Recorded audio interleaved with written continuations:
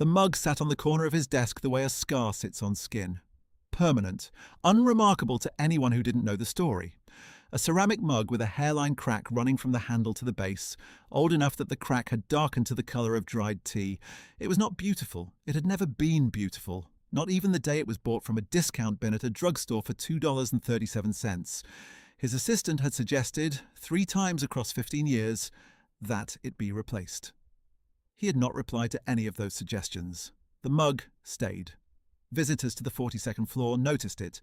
Investment partners, city council members, a sitting governor, 2 federal judges, and a delegation from a sovereign wealth fund had all sat across that desk and wondered, quietly, what they were looking at.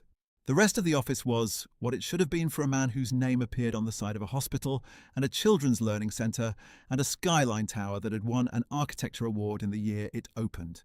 Clean lines, good light, nothing sentimental and nothing cheap. And then that mug cracked. Chipped at the lip from some long-ago drop, holding nothing but air. No one asked about it directly. Not at first. People who needed things from Reggie Voss had learned over years that he was a careful man with a private life, and that the private life was not a subject he would open for them.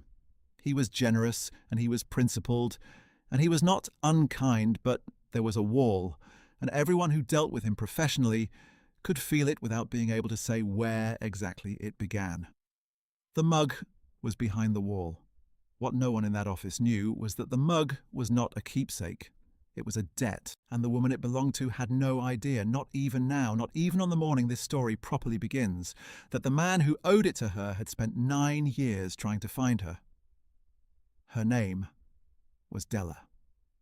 Della Osei was 38 years old, 5'4", with her mother's hands and her grandmother's patience, and a schedule that had not included 8 consecutive hours of sleep since her son Marcus had been born 9 years ago.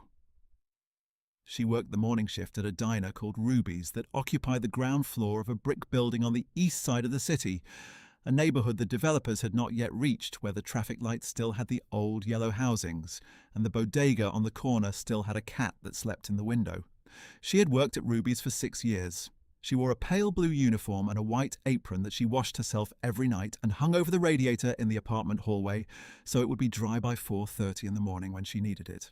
Her section had 7 tables. She knew the names of the regulars and the orders of the ones who didn't want to be asked. She knew which booths were drafty in December and steered the older customers away from the back. She kept a small notebook in her apron pocket for the tables that had children because children changed their minds, and writing it down was faster than making a child cry. Ruby, the owner, had offered her the floor supervisor position twice, and twice Della had turned it down because the floor supervisor shift ran until 9 in the evening, and Marcus's school let out at 3, and the after-school program cost $40 a week, and that was $40 she didn't have. She was good at her job in the quiet way that good people are good at things no one is watching. There is something I want you to sit with before this story moves forward. Think of one person in your life who has done something kind for someone who will never know to thank them. Someone who gave without the structure of a receipt. If you know someone like that, you already understand exactly what she was. If you don't, this story is about to show you what that kind of person costs the world when no one thinks to look. On a Tuesday morning in October 9 years ago, Della's section was full by 6:15. She had already turned one table, brought out 4 breakfast specials, and refilled the coffee urn twice when the man came in. He came in the way people come in when they are not themselves, when something has knocked them sideways and they have ended up somewhere they did not plan. He was wearing a suit that was expensive enough to notice even in its current state, which was wet from the rain, and his tie was pulled loose, and he sat down at the table closest to the door and pressed both palms flat against the formica and breathed. Della brought him water without being asked. Then coffee. She did not ask him what he wanted. She let him sit. He looked up at some point and said he wasn't hungry. She said that was fine. She came back twice to refill the coffee and did not bring a check. At 8:45, when he had been there for nearly 2 hours and the breakfast rush had shifted to the quiet mid-morning lull, he said, "I don't know why I'm here," Della said. "Most people who end up here don't at first." He almost smiled. He ordered toast. She brought toast and the small ceramic mug of tea he'd asked for as an afterthought, and when he reached for his wallet, she said the tea was on the house. He looked at her and she saw that his eyes were the kind of exhausted that comes from something recent, something that happened in the last 12 hours and hadn't finished landing. She did not ask. She never asked. But she stayed nearby and she kept his water cold, and when the lunch shift came in and she had to let his table go, she folded a paper napkin over the second piece of toast he hadn't touched and set it within reach. He left a $10 bill under the mug. The mug came with it because his coat sleeve caught the handle when he stood and swept it off the table.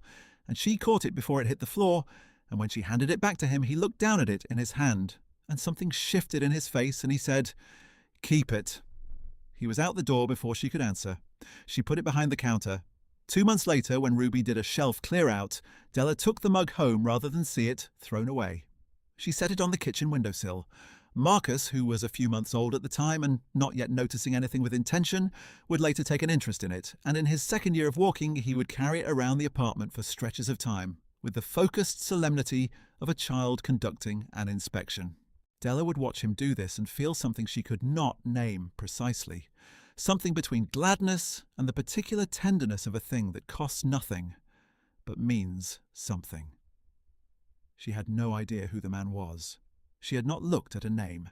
She did not, in the weeks after, connect him to anything she saw in the news or on a screen. He had been a man in a wetsuit at a diner at 6:15 on a Tuesday in October, and he had left her a $10 tip on a mug of tea and 2 pieces of toast, and that was the entirety of what she knew. What Della did not know was that the man's name was Reggie Voss, and that the reason he had come in that morning in a wetsuit with loose pulled tie and both palms pressed flat on formica was that his wife had died at 4:17 that morning. Patricia, 34 years old. An aneurysm, sudden and complete, in the bedroom of their apartment while Reggie was in the kitchen making coffee, the way he made it every morning, the way she had asked him to make it because she loved the smell from the other room. He had heard her fall. By the time the paramedics arrived, there was nothing they could do. By the time he had called her mother and her sister and sat on the floor of the hospital corridor with his back against a wall and gotten up and walked out into the October rain, he had been running entirely on the shock that does the work grief can't do yet. He had walked for an hour. He had ended up at a diner he had never been to and a table he would never be able to describe precisely, tended by a woman he did not think to look at long enough to register a name. He remembered the tea. He remembered the folded napkin. He remembered a voice that said, with no performance behind it, that most people who ended up here didn't know why at first. He left the mug on purpose. He left it the way a person leaves something in a place that held them for a moment when they needed to be held. A deliberate, small gesture that had no plan behind it and did not require one. The years moved forward, the way years do when people are busy surviving them. Reggie built. He had already built considerably before Patricia died, but after he built the way some people pray, with his whole attention and without pause. He was not a cold man. He gave enormously, and people who worked with him closely knew that the giving was not tax strategy. The learning centre was Patricia's in every way that mattered. The hospital wing was hers. He sat on its board and he attended the galas with a careful face. And he wore his grief like a coat he never took off, invisible to most, obvious only to the people who had known him before. His lawyer, Carl. His sister, Lorraine. The assistant who had suggested 3 times that the mug be replaced. The mug had found its way to his desk the same way the memory had found its way back to him. Slowly, then all at once. He had been going through Patricia's things 2 months after, and he had found a receipt from the drugstore in her coat pocket, dated the previous spring, for 1 mug, $2.37. He didn't know what she had been planning to do with it.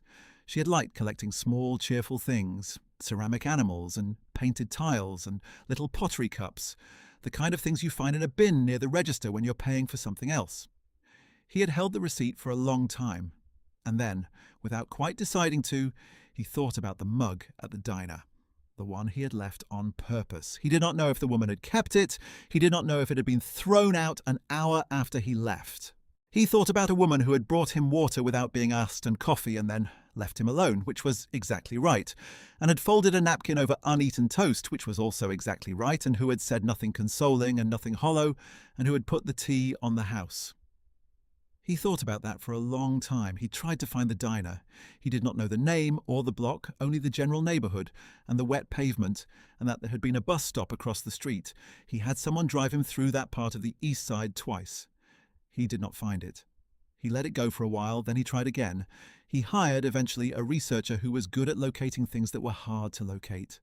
The researcher spent 4 months and found 3 diners in the plausible radius, and Reggie visited all 3 on mornings about 6 years after that October, and none of them matched what he remembered. The researcher told him she was sorry. Reggie told her the mug he'd left there had come back to him by way of a coincidence that didn't make any logical sense, but that he'd chosen to take it as something, and that it was going to sit on his desk until he figured out what to do with it. That was 3 years before this story's morning. 3 years during which the mug sat in the upper right corner of his desk and held nothing but air and gathered its small collection of comments from visitors who did not ask outright and did not need to know. Della had not stopped being Della in those 9 years. She had transferred from Ruby's to a larger diner called the Blue Elm when Ruby retired and sold the building, and the Blue Elm was on a different block but the same side of the city, and the work was the same. 7 tables and the small notebook and the pale blue uniform washed and dried on the radiator. Marcus was 9 now, in 3rd grade, interested in chess and dinosaurs and the question of whether or not submarines could be built by people who were not engineers if they studied hard enough. He was exactly the kind of child who made Della believe in something larger than luck. She could not have told you what to call it, precisely. It sat in the space where the formal word would go, and it was larger than the word would have been anyway. She had kept the mug. It sat on the windowsill of the apartment they had moved to 3 years ago when the previous landlord had sold, and the new management had raised the rent by $400 a month. The new apartment was smaller, but the window faced east, and Marcus had discovered that on clear mornings the sun came through the glass and made a shape on the kitchen floor that changed with the season. He had started drawing these shapes in a notebook. Della kept the mug there because it caught the light. She did not think about where it had come from with any regularity. It had become simply the mug, the way certain things become simply themselves after enough time. She brought it down sometimes to make tea. She did not remember the man in the wetsuit with any particular clarity, only that there had been someone having a hard morning and that she had tried to make the morning a little easier, which was a thing she did not consciously decide.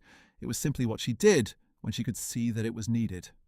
There is a ledger, this story believes, that is kept outside of any one person's ability to see it. Della Osei had never once thought to put herself in it. She gave her kindness the way she breathed, without tracking it, without expecting anything back from the air. What was coming, she had no preparation for. It came, as these things do, by way of someone else entirely. A woman named Claudette, who had worked with Della at Ruby's all those years ago, and who now ran a community resource centre 3 blocks from the Blue Elm. Claudette knew everyone in that neighbourhood. It was not a character trait so much as a weather condition. She knew Della, and she knew Della's schedule, and she knew Marcus from the chess club that met in the centre's back room on Thursdays.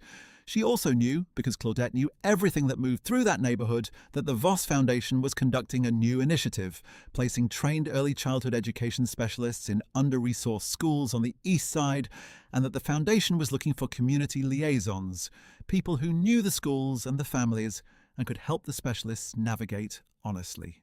Claudette had submitted Della's name without asking her because Claudette had decided this was more efficient and also more likely to succeed, and she told Della about this afterward with no apology and no suggestion that Della had been given a choice. Della said, "I can't leave the Blue Elm." Claudette said, "It's an interview, it's not a resignation." The interview was at a downtown office that Della reached by bus, in a building she had never entered, on the 22nd floor, which was lower than the 42nd, and therefore an entirely different department from the one where a cracked mug sat on the corner of a desk. She met with a foundation program director named Sonia, who asked her careful questions for 45 minutes and took notes, and at the end said that Della's experience was exactly the profile they were looking for, and that the position paid $62,000 annually with full health coverage, and asked if Della had any questions. Della asked one. She said, "Who decides?" Sonia said the final placement decisions went to the foundation's executive director, who reviewed all shortlisted candidates personally, and that Della should expect to hear within 2 weeks. She went back to the Blue Elm. She told Claudette it had gone well and then tried not to think about it, because she had learned across 9 years of hoping for things that the trying not to think about them was not something she was particularly good at, but the trying itself kept her useful. The call came 11 days later. not from Sonia. From a name she did not recognize, a woman named Iris, who said she was the assistant to the foundation's executive director, and that the executive director would like to meet with Della in person before the final decision, and would Friday morning at 8 work. Friday morning at 8 worked. It was the time Della normally started her shift, but her manager at the Blue Elm, a man named Pete, who was not warm and was very fair, which was its own kind of warmth, told her to take the morning and he'd put someone on her section. She dressed in the best thing she owned that was appropriate, which was a plain black blazer she had bought second-hand for Marcus's last school concert and a pair of dark slacks that she pressed the night before. She was on the bus at 7 and at the building at 7:42 and in the elevator by 7:51. The elevator went to the 42nd floor. The assistant, Iris, met her in a lobby of clean lines and good light and led her down a short hall. She said Mr. Voss would be with her in just a moment and offered her water. Della said yes, thank you. She sat down in a chair across from the open office door and looked, without meaning to look, at the desk inside. She looked at the corner of the desk because there was something there that caught the light. A ceramic mug, cracked, chipped at the lip. She didn't understand what she was looking at for a moment. The recognition moved through her the way cold water moves through a warm room, slowly at first, and then all at once. She was still sitting very still, trying to understand what was happening inside her, when the man came through the other door of the office. He was older. Of course he was older. But there was the face, and there was the set of the shoulders, and there was the particular quality of exhaustion she had once seen pressed flat against Formica, which was no longer exhaustion, but had left its mark the way these things do. He crossed the office, and he looked at her, and he stopped. She watched his face do something she would spend a long time afterward trying to find the right word for. It was not shock exactly, though it had shock in it. It was closer to the look of a man who has spent a long time carrying something heavy and has just arrived, without knowing it, at the place he was carrying it to. He said, "Rubies?" She said, "The Blue Elm now." But yes, before that. He stood in the doorway for a moment, and then he came in and sat down across from her, and they were quiet together for a beat that felt much longer than it was. And then he said, "I looked for that diner. I sent someone to find it. She couldn't." Della said, "Ruby retired. She sold the building." He said, "I know that now." She looked at the mug. He followed her eyes. "I left that with you," he said. "It was not a question." "You did." "My wife bought the same one, $2.37. I found the receipt in her coat." He let a breath out. "I took it as something. I don't know what." Della did not say anything right away. She looked at the man, and she understood, in the quiet of that moment, what kind of morning it had been for him 9 years ago. She had understood something of it at the time, in the way you understand weather without needing to name it. She understood it more fully now. She said, "I kept it. Mine. Marcus used to carry it around when he was small." Something in the man's face opened. "How old is he?" 9, 3rd grade. He wants to build a submarine." He was quiet for a moment. He said, "My wife wanted children. We ran out of time." The words sat between them with the weight they deserved, and neither of them tried to move around them. Then he said, "I'm sorry. I asked Iris to set up this meeting because I wanted to see who Claudette had sent me, and I saw your intake form and your prior employer, and I thought it was a coincidence. When coincidences like that come to me, I look at them." Della said, "Why did you keep it on your desk?" He took a moment. He said, "Because on the worst morning of my life, a stranger made it easier without making it smaller, and I wanted to remember that that was possible. I wanted to be the kind of person who remembered it." Della held that. She said, "I'm going to need to give Pete some notice. He's been fair with me." The executive director of the Voss Foundation looked at her for a moment as though he was making sure he had heard correctly. And then he said, "Of course." And that was how the interview ended. Sonia called her on Monday with the offer in writing. The foundation would start her at $62,000 and build her role as the position developed. There was a benefits package that included Marcus on the family health plan, which meant the twice-yearly dentist visits she had been paying for in installments would be simply a thing she did, not a thing she planned for 2 months in advance. She told Marcus that evening. He was sitting at the kitchen table with his chess pieces arrayed in a configuration he had invented and was currently refining. He looked up and she told him she had a new job, and the new job was going to pay better, and she was going to help make sure kids at schools on their side of the city had good teachers who really knew them. He thought about this with the gravity he brought to everything important. "Are you going to be happy?" he asked. "Yes," she said. "I am." "Good," he said, and looked back at his chess pieces. She went to the window after dinner and looked at the mug on the sill. The evening light came through at an angle that put the crack in the ceramic into relief, darkened and exact, a line from handle to base that had been there for as long as she had owned it, and probably longer. She picked it up and held it, and thought about a counter at Ruby's, and a folded napkin over uneaten toast, and a $10 bill left underneath, and about how much of what you're in the world lives in the spaces between the things you intend.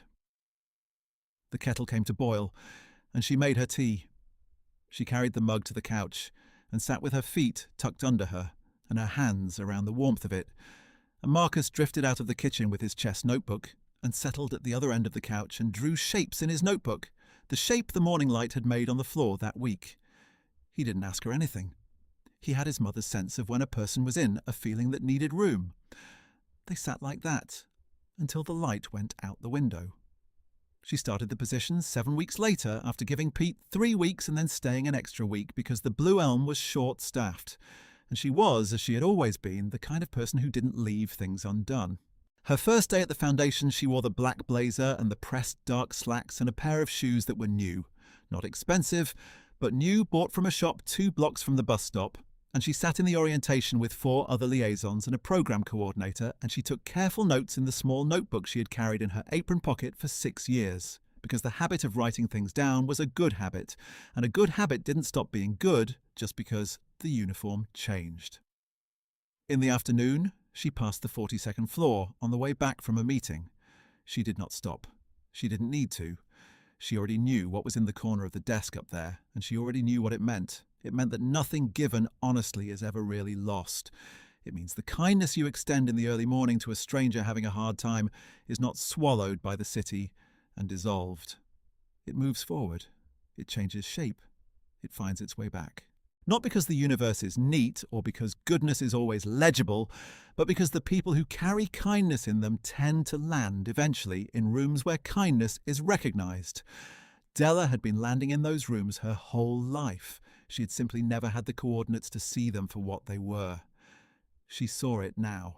The following spring, the Voss Foundation opened its 4th partnered school on the east side, and the community liaison who had helped navigate the relationship between the foundation and the school's principal and its families was Della, and at the small ceremony in the school gym, her name was read into a microphone by a program director in front of the gathered parents and teachers and children, and she sat in her chair in the 3rd row and did not look for a response to give. She simply nodded and let it settle over her, this small public naming of a thing that had always been true about her, and felt, for the first time in a long time, the particular rest that comes when the world catches up to who you have been all along. Marcus was in the 5th row.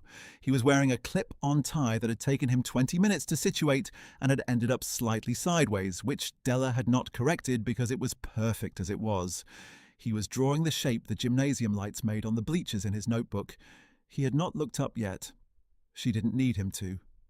She thought about a mug on a windowsill catching the light. She thought about how some things you hold onto without knowing exactly why, and how the reason sometimes takes years to arrive, and how the arriving is not a surprise. Not really, once it comes, because part of you had been ready all along. She thought about a morning in October, long ago, and a stranger needing tea, and how she had made it, and how it had been enough, and how it had, in the long accounting, been more than enough. Have you ever done something small for someone and never learned what became of it? Drop it in the comments. Some of those small things are carrying more than you know. And if this story moved you, there's another one waiting right here that will take you exactly the same place. This story is a work of fiction created for this channel. Any resemblance to actual persons or events is coincidental. Pete had given her a reference letter that he typed himself, hunting each key with one finger, and handed to her in an envelope that he had sealed and then unseated to add a sentence he'd forgotten. He told her she was the best counterperson he'd had in 11 years of running the Blue Elm, and that the Blue Elm's loss was the Foundation's considerable gain, and he said this in the flat, declarative voice he used for everything, which made it carry more weight than if he'd said it warmly. Della thanked him and meant it. and on her last day he brought out a slice of the lemon cake that the Blue Elm made on Fridays, the only thing they made that was genuinely worth driving across town for, and put it at her station with a candle in it that was only a birthday candle, the only kind they had, but was nonetheless a candle.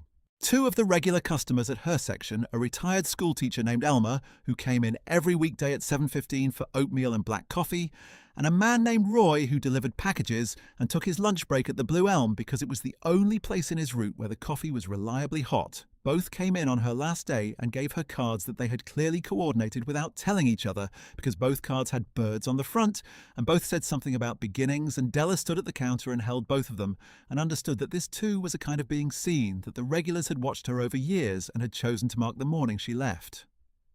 She kept both cards on the kitchen windowsill next to the mug. The work at the foundation was not easy, and it was not supposed to be easy, and Della did not need it to be. What it was real. She visited 12 schools in the first 3 months. She sat in gyms and cafeterias and cramped offices, and she listened to principals talk about their families and their frustrations and their specific hopes for their specific children, with the same attention she had brought to the small notebook in her apron pocket. She became, without strategizing it, the person that families called when they had a question about the Foundation's programs, because her phone number was the one someone had written on the wall of the community centre, and because she answered. She did not have office hours, which meant her hours were all the hours, but that had never been different from how she'd lived before. The shape of it changed. The substance did not. Reggie was not a daily presence. He ran the foundation from a distance that was principled rather than aloof, the way a person who has learned to trust the people he hires manages the thing he has built. Della saw him twice in the first 6 months, once at a foundation-wide meeting and once in the lobby when their paths crossed and he asked how the Ridgeline Elementary partnership was developing, and she told him and he listened with his whole attention, and then thanked her and moved on. He did not treat her differently from the other liaisons. She did not need him to. She thought about this sometimes, the simplicity of it. The way the story had not needed to become a different kind of story after the recognition. Some people needed the reversal to be large and declared in front of witnesses. Della had not needed that.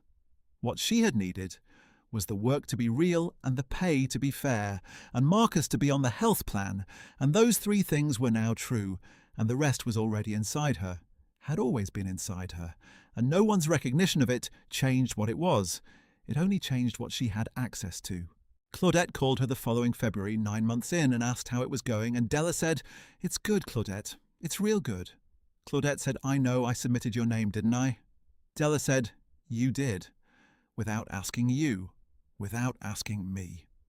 There was a moment of comfortable silence that Claudette broke by saying she had submitted 2 other names for 2 other things, and was Della still in contact with her old supervisor from before Ruby's, the woman who had run the community kitchen program on the south side, because Claudette had a thought. Della said she would make some calls. She always did. The mug stayed on the windowsill through winter. When spring came, Marcus noticed that the morning light through the east-facing glass was hitting the mug at a new angle, the crack catching the low sun and sending a thin, bright line across the kitchen ceiling like something drawn with intention. He showed her. She looked up. He was right. It was beautiful, in the specific way that cracked things sometimes are, not despite the damage, but because of where the light chose to go once the damage existed. She let him add it to his notebook. The shape the morning light made in spring through a mug with a crack that had been there before either of them could remember. She thought about Patricia Voss, a woman she had never known existed, who had bought a $2 ceramic mug at a drugstore in some ordinary earlier season, for no particular reason, or maybe for a reason that never got to arrive. She thought about the way objects outlast their owners and carry, without meaning to, something of the person into rooms and years that person will never enter. She didn't know what Patricia had intended. She thought perhaps it didn't matter, not because intention was unimportant, but because what actually happened had become its own complete thing, its own arc, its own arrival that stood apart from any plan. Some things find their purpose on their way to becoming lost, and some things that were meant to be kept find, by being given away, exactly the life they were supposed to have. Marcus capped his pen and looked at his drawing and then at the mug, and said, "It's old, right?" Della said it was. "Does it work still?" "It holds tea." "Cracks and all?" She smiled. "Cracks and all." He thought about this with his third-grade philosopher's gravity, the way he thought about the submarine question and the chess configurations and the shapes morning light made on the floor and the ceiling. He said, "That's kind of good, actually." She agreed with him that it was. Della made her tea in that mug for the next 2 years. She carried it carefully. She never once considered replacing it. There is something else worth saying about the kind of giving Della practiced, because it is the kind that is most often lost to history, the kind that leaves no paper trail and builds no monument and generates no receipt. Della had never worked at a job where someone said, at the end of the day, you did a good thing today, because in the jobs she'd held, the measure was a different one. Tables turned, checks settled, the coffee hot when it needed to be hot. The emotional labour that took place inside all of that, the knowing when to let someone sit, the knowing when the napkin over the toast would matter, the keeping the water cold, none of it showed up anywhere except in the person who had received it and was already out the door and probably not looking back. This is not a complaint, and Della would not have named it as one. She had simply lived inside the system of her work and done the work as well as she knew how to do it, because the alternative was doing it less well, and that did not appeal to her. But it is worth naming, for the people who do this kind of labour every day and do not expect to be named at a ceremony in a school gymnasium, that the labour is real and it accrues somewhere, and that the world is different because of it, specific and accountable, even when the accounting is invisible. Della had made 9 years of small differences in a neighbourhood that the larger economy treated as a detail. She had steadied people at tables when they needed steadying. She had created the conditions on that one October morning 9 years ago for a man who had just lost the person he loved most to remain tethered to the world long enough to remember what kindness felt like. She had not known that was what she was doing. She had been making coffee and folding napkins and extending the plain courtesy of being left alone to be what you were in that moment. The mug was the souvenir of that. It was not a symbol exactly. Symbols are made deliberately. The mug was something that had passed between two people at the exact right time and had carried in it, without meaning to carry it, the quality of the morning it had been part of. He had put it on his desk to remind himself. Della had put it on her windowsill without knowing what she was reminding herself of. And Marcus had carried it around the apartment with the focused attention of a child who does not know what he knows, but knows that something is there. All three of them had been right. Some objects are not decorative and not useful and not sentimental in any clean, articulate way. They are simply accurate. They hold something that happened. They keep it true. The mug, cracked and chipped and bought for $2.37 from a bin near a register in a drugstore that had since been converted to a cell phone repair shop, was accurate. It held a morning in October, and a choice, and a grace, and a debt, and a reckoning, and a arrival. And it did all of this without saying a single word, which is, in the end, how the best things do their work. Della kept it on the windowsill where the morning light came through. Some days she noticed it. Some days she walked past it and made her tea from the electric kettle and poured it into a different cup and went to work. The mug did not require her constant attention. It only required her to have kept it. That was enough. That had always been enough.